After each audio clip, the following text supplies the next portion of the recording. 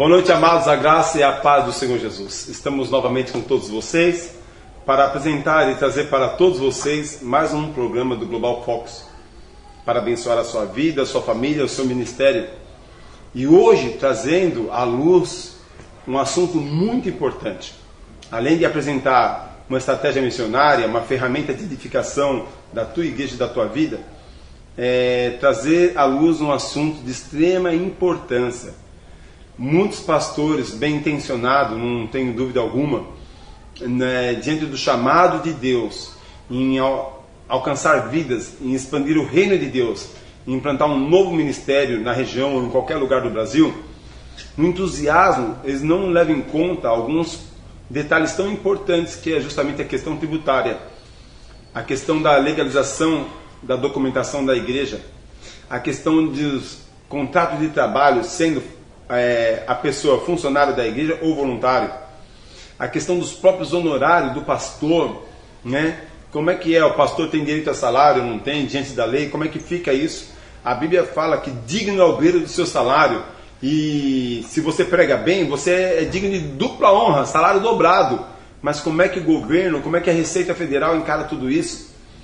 E será que pastor é profissão ou é vocação? Tá, diante da Bíblia há um posicionamento, e diante da lei, diante do governo, como é que fica tudo isso? E quanto a relação igreja impostos, igreja tributo, igreja taxas, como é que fica tudo isso?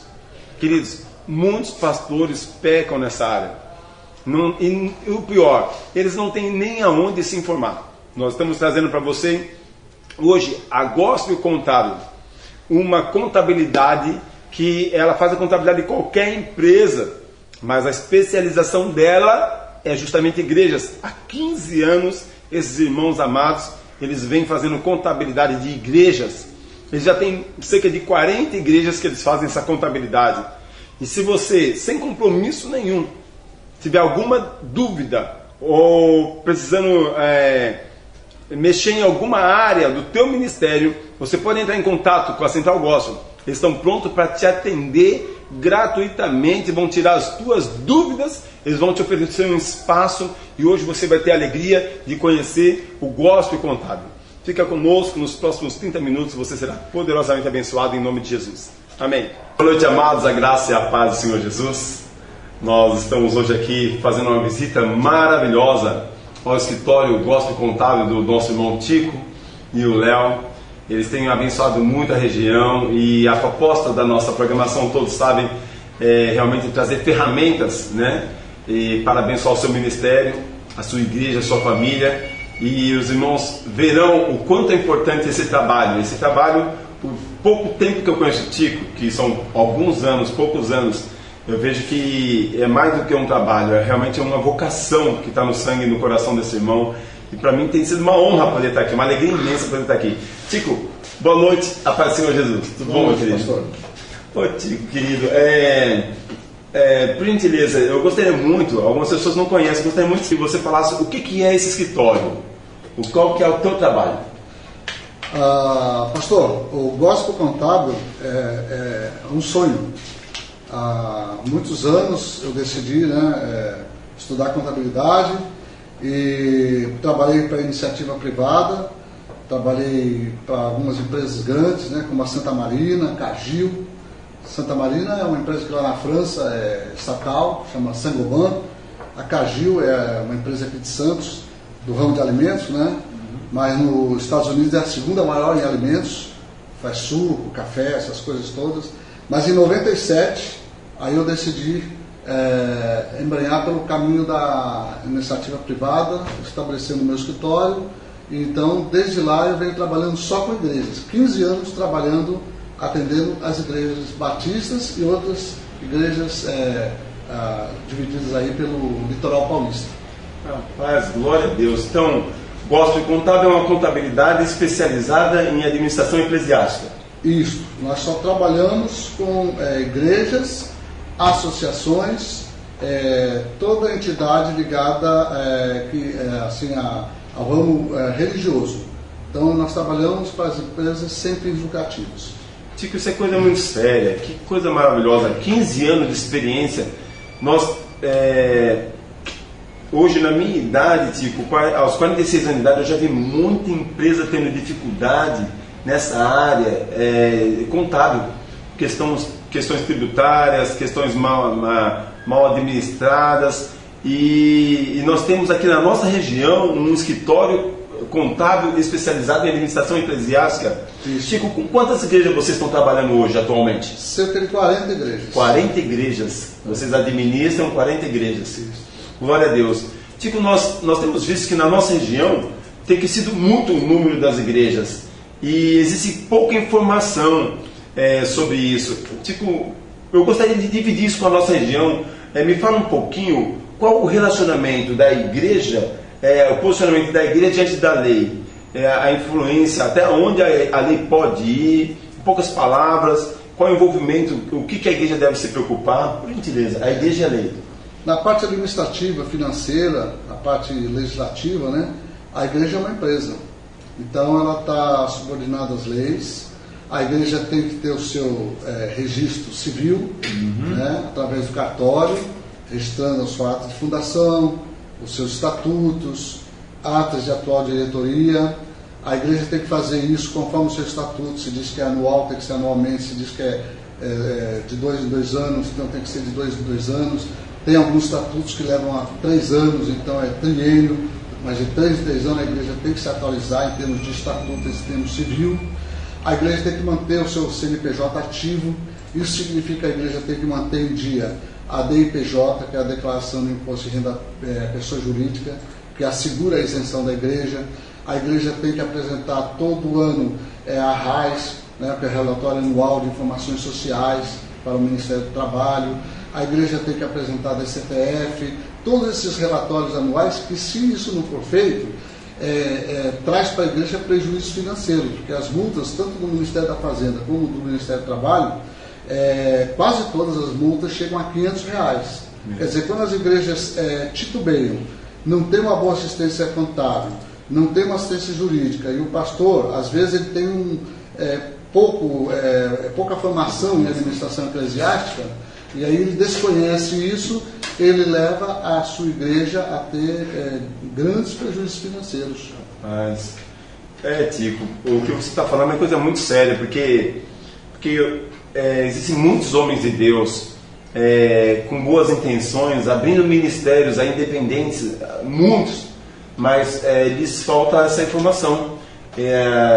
Falha nossa, nós não nos preocupamos com essa questão e põe em xeque até mesmo a questão da santidade de Deus. Isso. Como é que nós vamos estar ministrando a palavra de um Deus que é santo, um Deus que é todo-poderoso, e nós estamos falhando nessa área, uma área tão importante, tão essencial?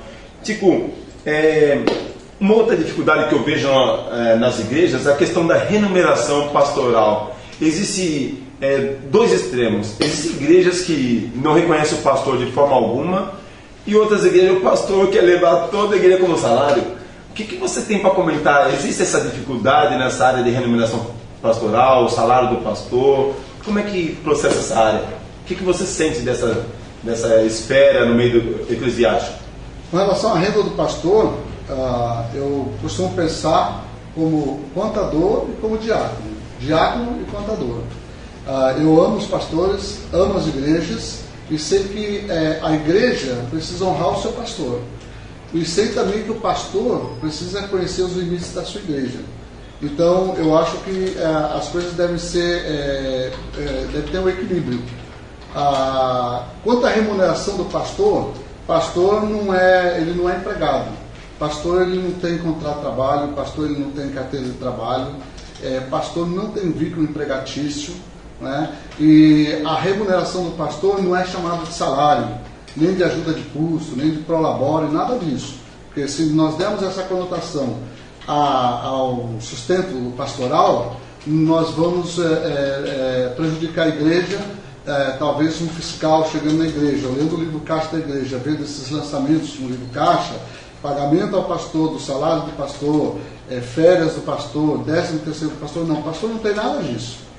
Diante da lei, o pastor tem a prebenda, que é o sustento ministerial que ele deve receber em forma de reembolso pelo seu sustento e para o seu sustento na igreja. Então, o sustento ministerial, ou sustento pastoral, ou a prebenda, como deve ser chamado, em português castiço, né, significa que aquilo é um reembolso para sustentar o pastor nas suas necessidades primárias, quais sejam alimentação, moradia, transporte, preparo intelectual até, comprando livros, se preparando, estudando a palavra para ser realmente um pastor de almas, e todo aquele aparato que ele tem para o serviço que cumpre pastoral, de sair e visitar uma ovelha, ir no hospital e fazer um culto fúnebre. Então tudo isso que ele recebe redunda em reembolso que ele tem para fazer face a todas essas despesas. Então a CLT não classifica o pastorado como uma profissão? Não reconhece? Não. É um sacerdócio. É um sacerdócio. Rapaz, até mesmo o Estado reconhece que a questão pastoral no sacerdócio não é profissão. Seria muito bom que muitos pastores pensassem assim também, né? Já houve no passado, inclusive, pastores que tentaram, né, criar um sindicato para os pastores e tudo, mas aí realmente as denominações mais coerentes, que pensam mais conforme a Bíblia a respeito do ministério pastoral, e aí então salvaram em tempo, e então ficou como dantes. Né? Glória a Deus. Continua sendo. E não digo mais, não é só função para o pastor, ministro da palavra. Isso vale para ministro da educação religiosa, vale para ministro de música, para todos os ministérios da igreja. Glória a Deus, glória a Jesus. Irmão Tico, por gentileza, nos fale alguma coisa, como é que é a questão dentro das igrejas, questão contrato de trabalho, contrato de voluntariado, há algum risco que as igrejas estão correndo? E se há algum risco, o que as igrejas devem fazer para se precaver? É simples. No caso das igrejas, quando elas estão admitindo empregado, um funcionário para os trabalhos ordinários da igreja, quais sejam faxineiro, zelador, ajudante de serviços gerais, se para esse tipo de trabalho, esse tipo de mão de obra, para esses 4 tipos de fatos que eu vou citar aqui, a resposta for sim, a igreja deveria registrar seus funcionários. Quais sejam? Se o seu funcionário tiver exclusividade, ele for trabalhar exclusivo para a igreja. Se ele tiver pontualidade, um horário para entrar e um horário para sair. Se ele tiver que ter assiduidade, se tiver que estar presente todos os dias na igreja. E se ele tiver principalmente subordinação, ele tiver que responder para o pastor, ou para o relator de patrimônio, ou para o primeiro tesoureiro, enfim, para alguma pessoa que seja responsável na igreja, então ele deve ser registrado. Ele precisa ser registrado e gozar de todos os direitos trabalhistas. Precisa ter contrato de trabalho, precisa ter carteira profissional, precisa ter férias, 13º, tudo certinho. Agora, a igreja tem vários outros departamentos, vários outros ministérios da igreja, que não necessariamente ela precisa ter pessoas remuneradas. Por exemplo, a pessoa que vai ficar ali na igreja, com a igreja aberta, aguardando pessoas que vêm à igreja para pedir uma oração ou um apoio espiritual. Então ela está ali na igreja como um voluntário. Aí ela não vai ganhar nada, a igreja não precisa pagar nada para essa pessoa. Mas também no livro caixa da igreja não pode sair nenhum pagamento para essa pessoa, a não ser o normal. A pessoa está ali, precisa almoçar, precisa jantar, precisa tomar um lanche, precisa fazer um telefonema. Então isso aí a igreja pode ter gasto com essa pessoa, e aí isso aí sai em forma de reembolso. É reembolsado os gastos dela, porque ela gastou isso, mas não é prestação de serviço. E ela vai assinar então um contrato de voluntariedade, entendeu, pastor? Então é voluntário da igreja. Existem aqueles também voluntários que estão ali para atender surdos e mudos, não é? Para ajudar a eles a se entenderem, a entenderem a mensagem do culto. Isso também pode ser feito um contrato de voluntariedade. Existem irmãos que gostam de trabalhar nas congregações, trabalhando como comportores, distribuindo bíblias, folhetos, atendendo naquela frente missionária que a igreja criou, não é? Eles estão ali, abrem aquele trabalho, fazem trabalho de campo e, no entanto, não recebem nada, porque também é um trabalho voluntário. Eu conheço algumas igrejas da região que tem trabalhos voluntários, mas eles já fizeram isso, já tomaram esses cuidados de fazerem contratos de voluntariedade e as pessoas assinam então e trabalham para a igreja de forma voluntária sem ter uma contraprestação de hora pecuniária. Nos fala para nós, por gentileza, qual a preocupação que os líderes, que os pastores devem ter com a questão da tributação, com a questão de pagamento de impostos, pagamento de taxas, e se você pudesse, nesse tempo que nós temos, citar alguns deles que são os mais importantes, eu ficaria muito grato. Bom, pastor, conforme a própria Constituição, né, as igrejas, os templos de qualquer culto, né, eles são isentos de qualquer imposto. Mas imposto, começando com I, né? Então, a igreja é isenta de ICM, a igreja é isenta de IPI, a igreja é isenta de ISS. Agora, as taxas a igreja paga. Por quê? A taxa é diferente de imposto, né? Conforme a própria Constituição e conforme também o nosso Código Tributário. As taxas as igrejas pagam. Por quê? Taxa ela é a contraprestação que você paga, que a igreja paga, por um serviço já recebido. Por exemplo, a igreja gasta luz, então ela paga a luz. A igreja gasta água, ela paga aquele consumo de água. A igreja gasta telefone, ela paga a taxa de telefone. E a igreja também paga as taxas que vem incluso naquele carnê, que a gente muitas vezes pensa que é o carnê do IPTU, mas não, aquele carnê vem cobrando as taxas. Por exemplo, a igreja tem lá o caminhão de lixo que passa na frente da igreja, recolhendo lixo.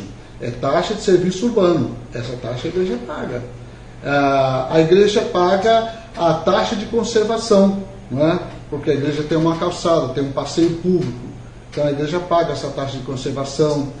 A igreja muitas vezes pode pagar a taxa de segurança, é aquele motoqueiro que passa a noite apitando, não é? E aquilo é considerado segurança. Muitos municípios têm isso e cobram taxa de segurança. Vemos aí, inclusive, que a igreja paga taxa de iluminação. Incluso naquele carnê, vem lá um valor pequeno, às vezes 5, 8 reais, que é a taxa de iluminação. Aquele poste, o poste de luz que fica em frente às igrejas, ilumina a rua da igreja, o acesso à igreja, uma praça que tem em frente à igreja, isso é cobrado também, é a taxa de iluminação. Então, tem pelo menos umas 4 taxas que são cobradas via carnê pelas prefeituras e isso a igreja paga. Por quê? Porque não é imposto, é taxa. E também contribuições de melhoria. Por exemplo, uma igreja, eu conheço a igreja, por exemplo, lá do Guarujá. Lá na igreja do Guarujá, bem em frente à igreja tem uma praça muito bonita, com quadra de skate para os jovens, um parque infantil para as crianças, com balanceio, escorregador. Isso foi uma melhoria que a prefeitura colocou ali e isso valorizou todo aquele ambiente ali, todo aquele local onde a igreja está inserida. A prefeitura cobra isso através de taxa de contribuição de melhoria. E essas contribuições a igreja também paga. Há pouco tempo também eu vi que a Igreja Batista do Jardim Rio Branco pagou o calçamento da rua, da esquina com a igreja. Por quê? Foi uma empreiteira privada, particular, que fez esse trabalho e aí então foi cobrado e a igreja teve que pagar a contribuição de melhoria. Porque isso valorizou o patrimônio da igreja, valorizou a igreja como um todo. E isso é cobrado, isso é passivo de pagamento pelas igrejas.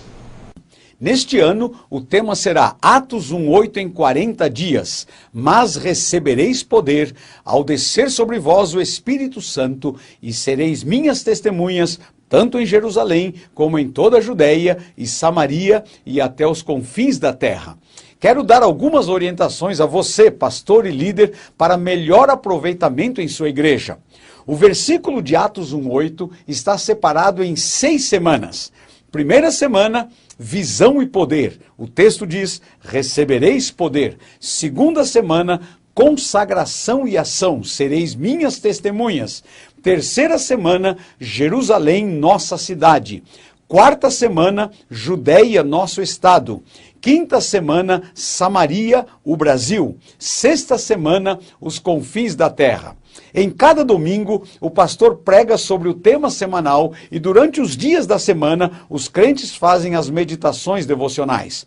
O lançamento será no domingo, dia 19 de agosto, e na segunda-feira, dia 20, os crentes vão fazer o primeiro dia de jejum e oração, e eles começarão a estudar as meditações. Serão 40 dias de estudo intensivo sobre o avanço do reino de Deus. Os esboços das mensagens e estudos para grupos pequenos, células e classes de escola bíblica já estão no nosso site.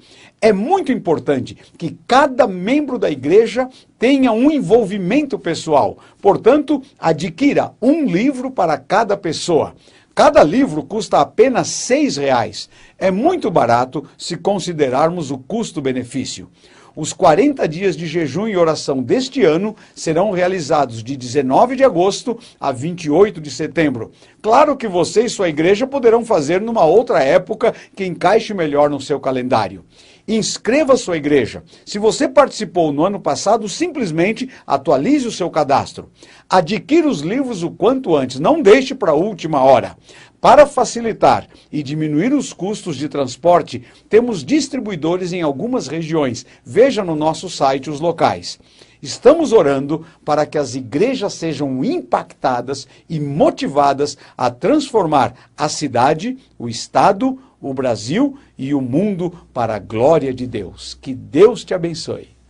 Ok, pessoal, nós estamos aqui ainda no Gospel Contábil e tem sido de grande edificação estar aqui. Olha, somos muito bem recebidos. Você tem um cafezinho aqui a hora que você quiser fazermos uma visita. E eu quero apresentar aqui o Léo. O Léo é contador e é filho do diácono Tico, que falou agora há pouco. E eu tenho, no mínimo, 2 perguntas para o Léo. Léo, querido, há uma grande preocupação minha, porque as igrejas, elas, na sua motivação, homens chamados por Deus, iniciam um trabalho nos seus lares, daqui a pouco já alugam um salão, daqui a pouco já monta a igreja e falham numa questão essencial. Porque quando você vai construir um prédio, você procura um engenheiro, né? Quando se vai desenhar uma planta, você procura um arquiteto, mas ninguém procura ninguém é exagero. Normalmente não se procura um contador para se iniciar numa igreja local. Léo, eu gostaria que você comentasse conosco qual a seriedade, a gravidade desse erro, dessa falha. Paz do Senhor Jesus, boa noite a todos que estão nos prestigiando com a sua atenção. Realmente é um fato, as igrejas começam geralmente com um pequeno grupo e vai crescendo, vai se multiplicando e Deus vai dando crescimento, mas é fato que vai chegar um momento que o acúmulo de pessoas vai gerar uma tensão, né, para a sociedade, para o governo vai começar a fiscalizar aquela comunidade que se chama igreja. Aí entra a seriedade de ter a documentação regulamentada, a documentação regular, e isso, quem que o governo olha como um guardião assim fiscal? É a contabilidade, é o contador. O contador, ele é um intermediário entre a empresa e o governo, tanto que a responsabilidade fiscal de tudo que vai acontecer vai cair sobre o contador e vai cair sobre o presidente e a diretoria da igreja. Por isso essa importância de quando começar ali um trabalho, a organização, né? O apóstolo Paulo fala em Romanos capítulo 13, né? Deem a cada um o que é devido, a imposto, a tributo, a temor, a honra, não deveis nada a ninguém senão amor. Então o apóstolo Paulo nos ensina que nós devemos estar transparentes na sociedade, bem organizados, com documentação regular, que se um fiscal bater na igreja, a igreja não tem do que temer, porque está tudo regular, tudo certinho, com o contador, com tudo bem transparente. Rapaz, Léo, vendo você falar assim me dá um misto de alegria e um calafrio também, viu? Porque é coisa muito séria, coisa que nós não atentamos para isso. Agora, Léo, a razão de eu estar aqui hoje fazendo essa matéria com vocês é porque eu tenho observado que vocês têm ajudado muitas igrejas, instruído muitos pastores, abençoado a nossa região.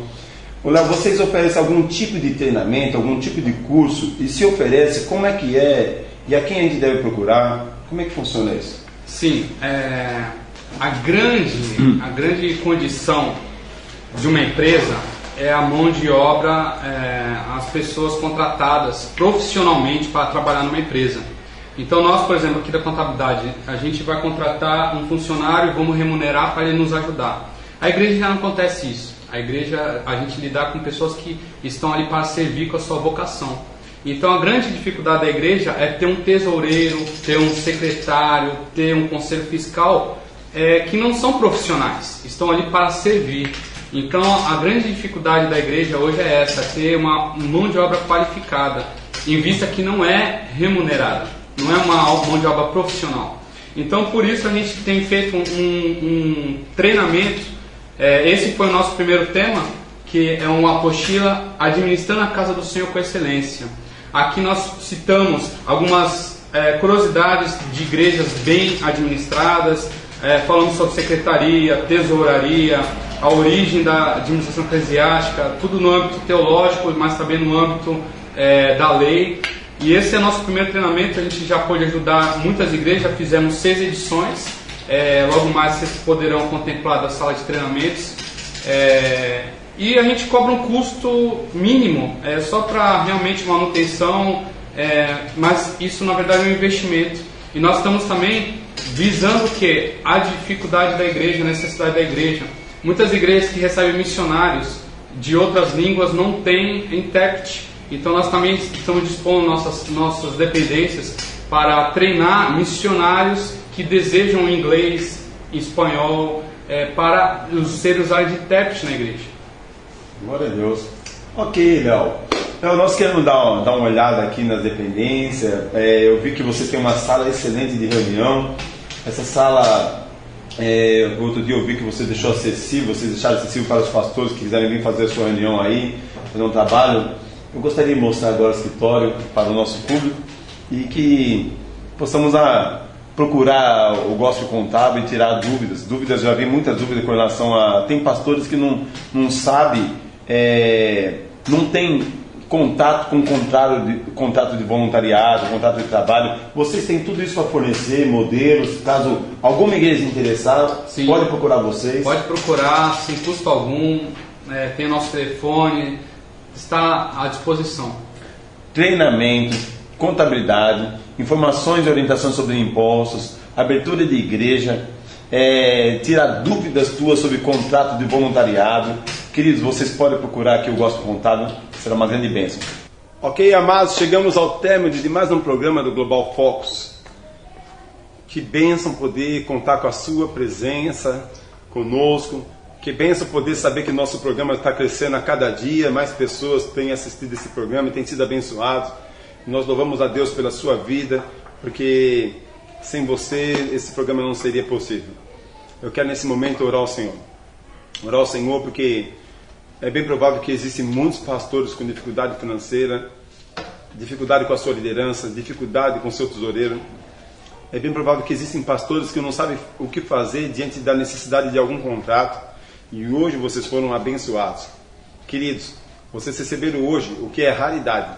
Pouquíssimos escritórios no Brasil são especialistas em administração e contabilidade eclesiástica.